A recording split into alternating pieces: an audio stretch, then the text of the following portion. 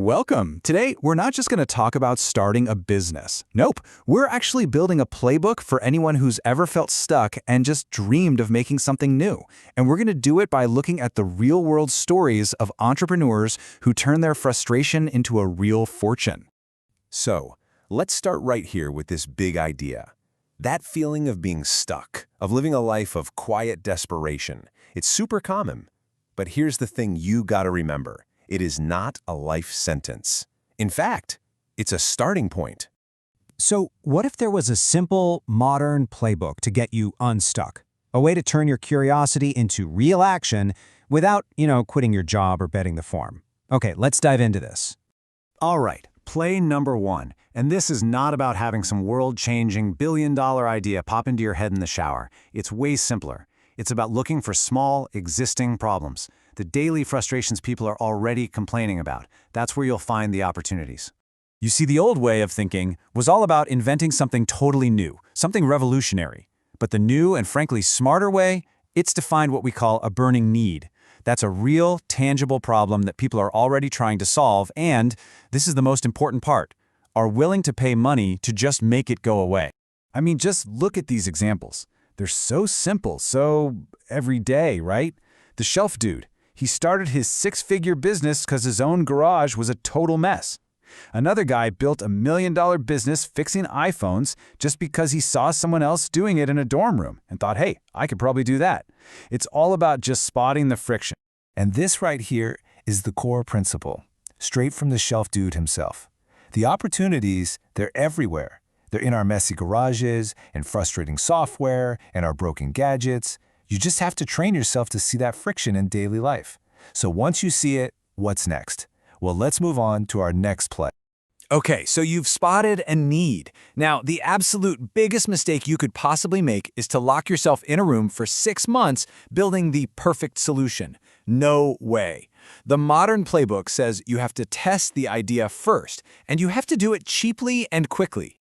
Just think about the shelf dude again. How much did it cost him to find out if anyone would actually buy his custom garage shelves? A big fat zero. Nothing. He just took a picture of the shelves he built for himself, posted it on Facebook Marketplace, and bam, his entire weekend schedule filled up instantly. Now that is validation.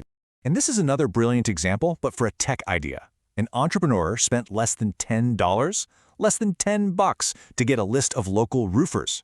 He sent them a simple text about a new AI service, and within an hour, he had 3 genuinely interested leads. He hadn't built a single thing yet. He just tested the offer. That's the power of test.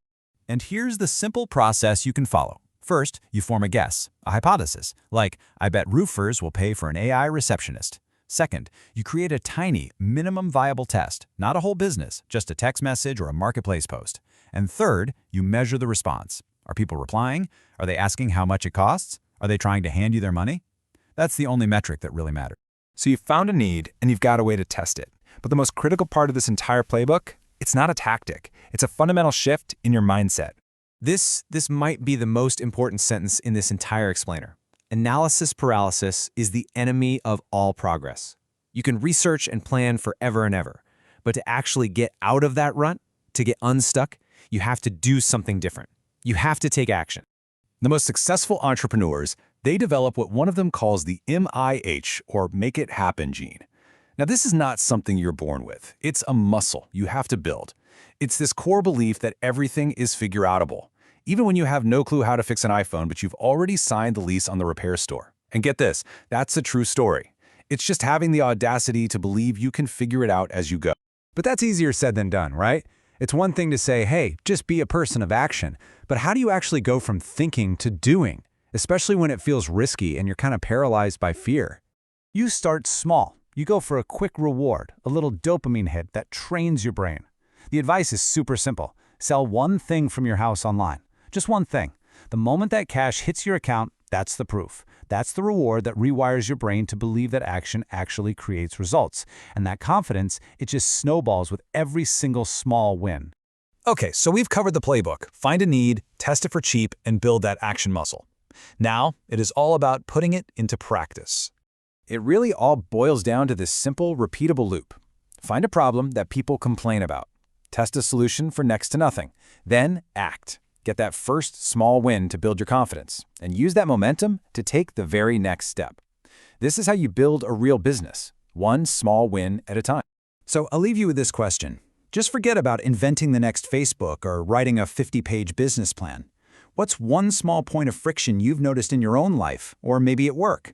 And what's one tiny, almost free test you could run to see if other people would pay to solve it before this week is over? The answer to that question could be the start of your next big thing.